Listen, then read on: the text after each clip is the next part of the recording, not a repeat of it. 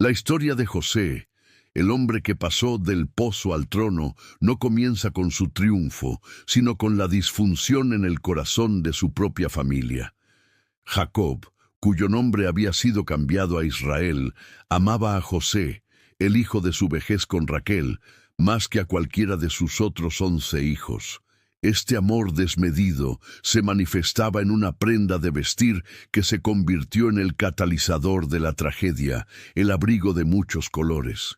Ese manto, fino y elaborado, era un símbolo de favoritismo y una declaración pública de que Jacob veía en José al heredero principal, relegando a los 10 hijos mayores. Este favoritismo no solo generó envidia, sino un odio hirviente en el corazón de sus hermanos, quienes no podían hablarle pacíficamente.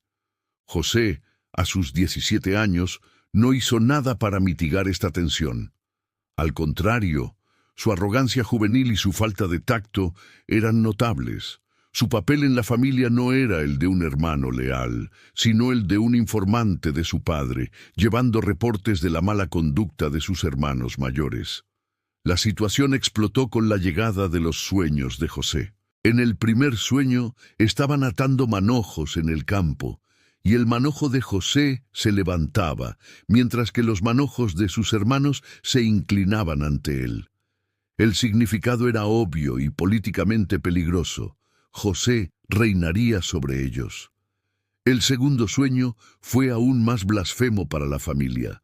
El sol, la luna y 11 estrellas, sus padres y hermanos, se inclinaban ante él. Estos sueños, proféticos en su naturaleza, eran humillantes para sus hermanos y hasta para su padre, Jacob, quien lo reprendió. ¿Acaso vendremos yo y tu madre y tus hermanos a postrarnos en tierra ante ti? Pero Jacob guardó el asunto en su corazón, intuyendo el peso de una verdad divina.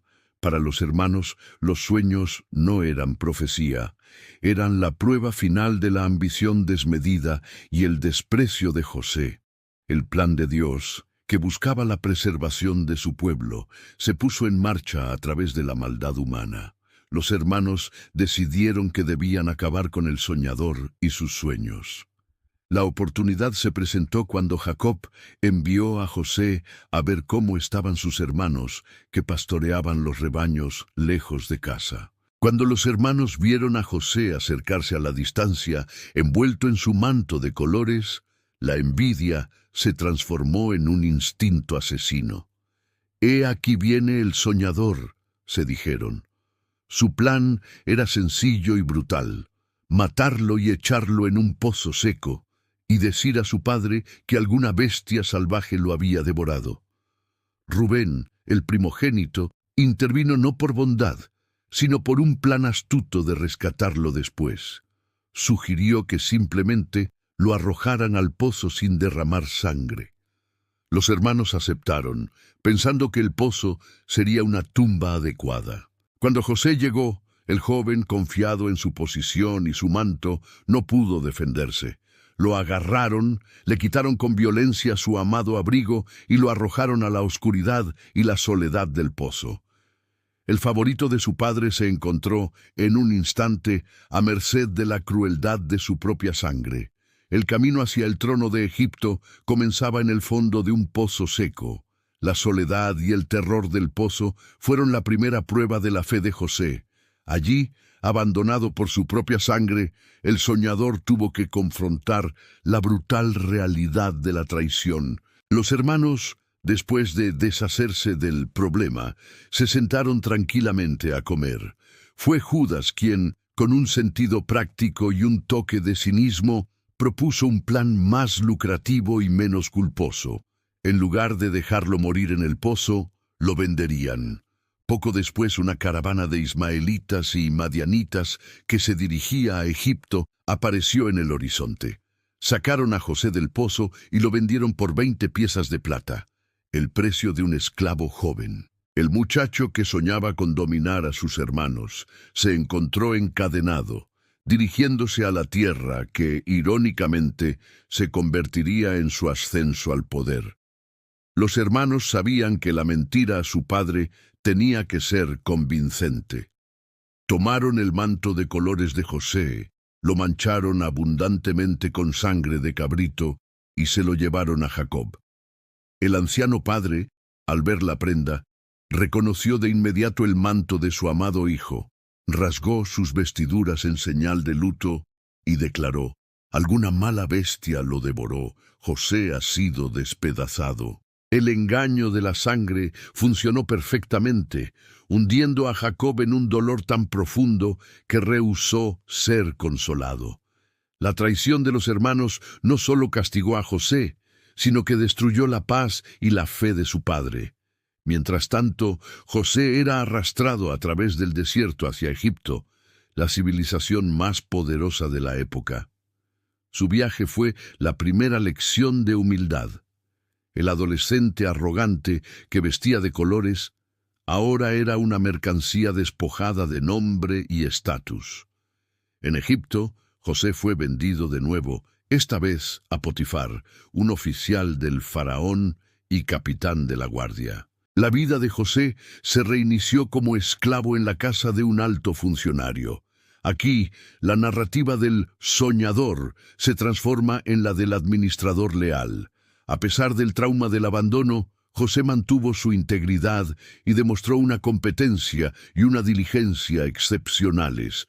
La Biblia nos dice que Jehová estaba con José y fue varón próspero. Potifar reconoció el favor divino que acompañaba a su esclavo y le entregó toda la administración de su casa sin preocuparse de nada más. José, el antiguo favorito, se convirtió en el jefe de una vasta propiedad en tierra extranjera. La tragedia de la traición había colocado a José exactamente donde Dios lo quería, aprendiendo liderazgo y administración bajo la élite egipcia. Pero su éxito y su integridad moral estaban a punto de provocar la segunda gran injusticia de su vida, una que lo hundiría aún más en el sufrimiento inmerecido, pero que, irónicamente, lo acercaría más a su destino final. El éxito de José en la casa de Potifar fue rotundo, pero también lo convirtió en el blanco de una amenaza mucho más sutil y peligrosa que la envidia de sus hermanos, la lujuria de la esposa de su amo. José era de bello semblante y de hermosa presencia, y la esposa de Potifar se fijó en él. Día tras día, ella asedió a José, pidiéndole que se acostara con ella. La presión era constante, pero José se mantuvo firme en su integridad. Su resistencia no fue solo moral, sino teológica. Él razonó: ¿cómo, pues, haría yo este grande mal y pecaría contra Dios? José entendió que el pecado no era solo un acto contra su amo, sino una traición a su relación con lo divino. La confrontación culminó en un momento de desesperación por parte de la mujer. Al encontrarlo solo, ella lo agarró de su ropa. José, en un acto de desprecio por el pecado, huyó de la casa, dejando su manto en manos de ella. La respuesta de la mujer fue la calumnia cruel. Usando el manto de José como prueba de su mentira, acusó a José de haber intentado abusar de ella. Potifar, consumido por la ira y la humillación, creyó a su esposa y mandó echar a José en la cárcel de la casa del capitán de la guardia. Aquí viene la segunda y más profunda injusticia en la vida de José. Había sido castigado por la maldad de sus hermanos y ahora era encarcelado por su propia justicia. La vida de José parecía una cadena interminable de sufrimiento inmerecido. Sin embargo, incluso en la oscuridad de la prisión, el favor de Dios lo siguió. El jefe de la cárcel reconoció rápidamente la competencia y la integridad de José y le confió la administración de todos los presos. José se convirtió, una vez más, en jefe de un nuevo dominio. La prisión se convirtió en la escuela de preparación de Dios. En la cárcel, José se encontró con dos siervos del faraón, el copero y el panadero, ambos con sueños perturbadores. José, con la ayuda de Dios, interpretó sus sueños con precisión profética.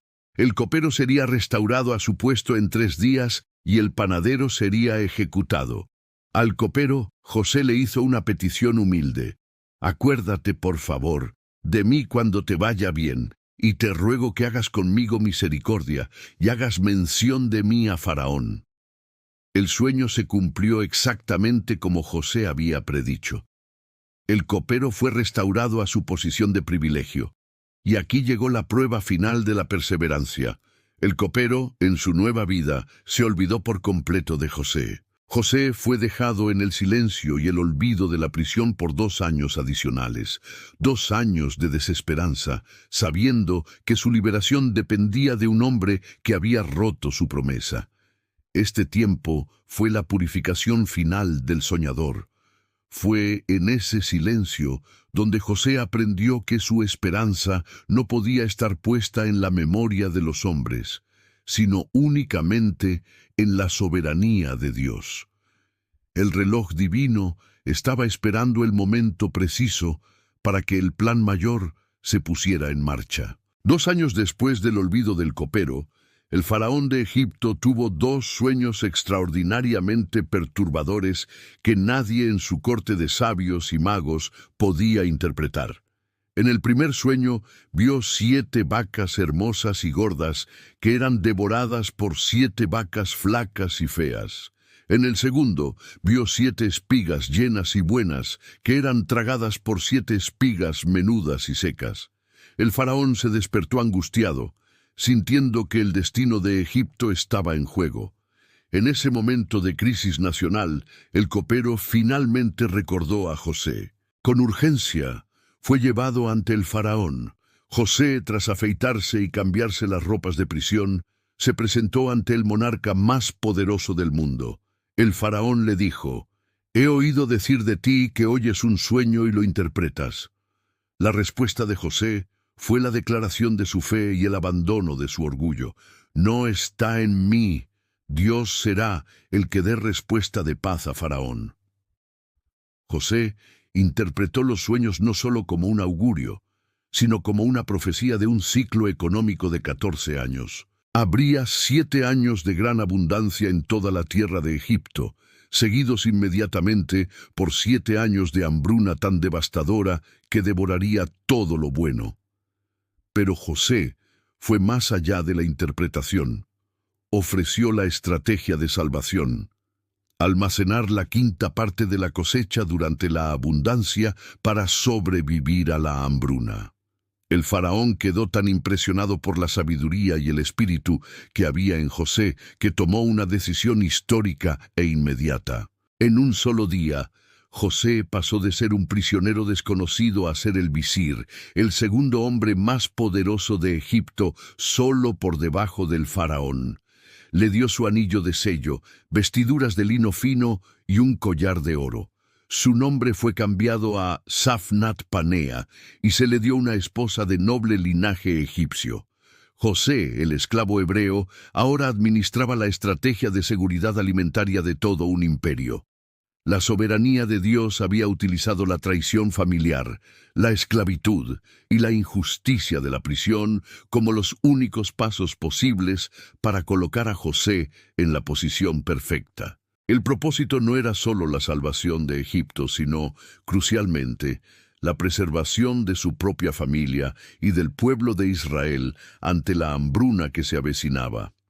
Durante los 7 años de abundancia, José ejecutó su plan a la perfección, almacenando grano en cantidades inimaginables.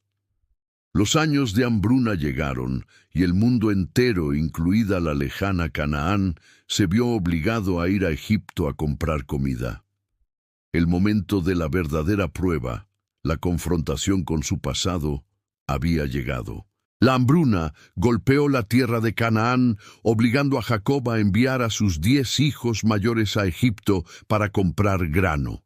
Cuando los hermanos entraron en la presencia del visir de Egipto, se postraron con el rostro en tierra. El sueño de la juventud de José se había cumplido con una precisión dolorosa. José los reconoció de inmediato, pero ellos, envejecidos y humillados por el hambre, no reconocieron al joven que habían vendido 20 años atrás. La tensión psicológica de José era inmensa. Tenía el poder absoluto para castigarlos o perdonarlos. José decidió poner a prueba su arrepentimiento y su cambio de corazón. Les habló con dureza, acusándolos de ser espías y reteniéndolos. Exigió que trajeran al hermano menor, Benjamín, el único hijo de Raquel que les quedaba. Esto obligó a los hermanos a reflexionar sobre su culpa al abandonar a José, lamentándose entre ellos sin saber que José los entendía. El nudo de la prueba se apretó con la llegada de Benjamín. José puso una copa de plata en el saco de Benjamín y al descubrir el robo, amenazó con esclavizar solo a Benjamín. Fue Judá, el mismo que había propuesto vender a José, quien se ofreció como esclavo en lugar del joven. Este acto de sacrificio propio convenció a José de que sus hermanos se habían arrepentido y transformado. La tensión insoportable se rompió. José no pudo contenerse más. «Haced salir de mi presencia a todos», gritó. A solas con sus hermanos, alzó la voz y lloró tan fuerte que los egipcios lo escucharon. Entonces pronunció las palabras que lo liberaron emocionalmente y que se convertirían en la piedra angular de su legado. «Yo soy José, vuestro hermano, el que vendisteis para Egipto». El terror de los hermanos se hizo pánico, pero José los consoló con la declaración teológica definitiva: «No os entristezcáis, ni os pese de haberme vendido acá, porque para preservación de vida me envió Dios delante de vosotros». Años más tarde, después de la muerte de Jacob, los hermanos temieron que José finalmente tomara venganza. Se postraron ante él suplicando perdón. José lloró y les dio la declaración final de la soberanía de Dios. «Vosotros pensasteis mal contra mí, mas Dios lo encaminó a bien para hacer lo que vemos hoy, para mantener la vida a mucho pueblo». La historia de José no es solo una saga de éxito, sino un testimonio de que la maldad humana no puede frustrar el propósito de Dios. José perdonó a sus hermanos no porque merecieran el perdón, sino porque reconoció la estrategia divina detrás de su sufrimiento. Su perdón radical fue la llave que no solo salvó a su familia de la hambruna, sino que liberó su propio corazón del rencor.